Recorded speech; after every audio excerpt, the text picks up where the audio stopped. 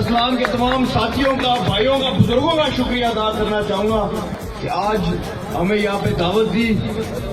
اور لوگ باتیں کرتے ہیں تبدیلی کی، لوگ باتیں کرتے ہیں نئے پاکستان کی۔ میں سمجھتا ہوں کہ ہمارے ڈسٹرکٹ میں میں نے نہیں دیکھا کہ کوئی نوجوان اتنا بڑا جلسہ کرے، اتنی بڑی میٹنگ کرے۔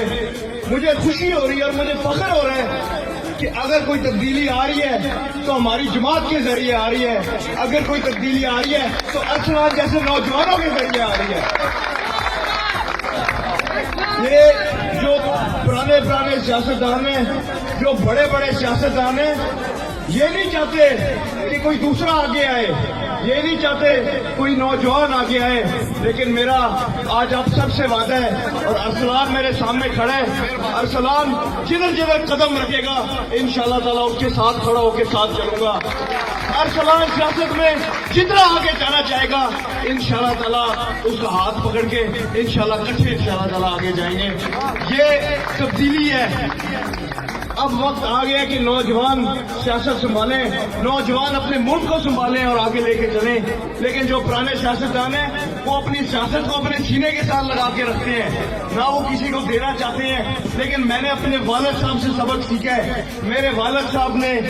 اس الیکشن میں، وہ آ سکتے تھے خود بھی الیکشن میں، وہ لڑ سکتے تھے خود بھی الیکشن، لیکن انہوں نے کہا کہ اب وقت نوجوانوں کا ہے، اب وقت آگے چلنے کا ہے، پاکستان کو آگے بڑھانے کا ہے۔ انہوں نے مجھے ٹکٹ جاری کی اور اسی سبق کو دیکھتے ہوئے، اسی سبق کو سیکھتے ہوئے انشاءاللہ تعالیٰ ارسلان قدم بڑھائے، انشاءاللہ تعالیٰ میں اس کے ساتھ ہوں۔ میں ملک اقبال صاحب کا بہت شکر گزار ہوں کہ انہوں نے آج واپس اپنی جماعت میں شمولیت کی ہے، اور ہر انسان سے غلطی ہوتی ہے،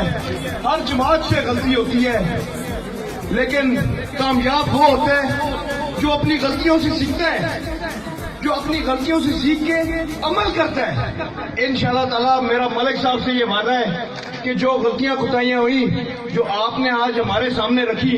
انشاءاللہ تعالیٰ اس کو سیکھتے ہوئے آگے چلیں گے، اور انشاءاللہ تعالیٰ آگے آپ لوگوں کو گلہ شکوے کا موقع بھی نہیں دیں گے۔ بات ہو رہی ہے تبدیلی کی، بات ہو رہی ہے کاموں کی، تو میں کہا پچھلے 5 سال پہ بھی غور کر لیتے ہیں۔ پچھلے 5 سال جو حکومت رہی ہے، جو حکمران رہے ہیں،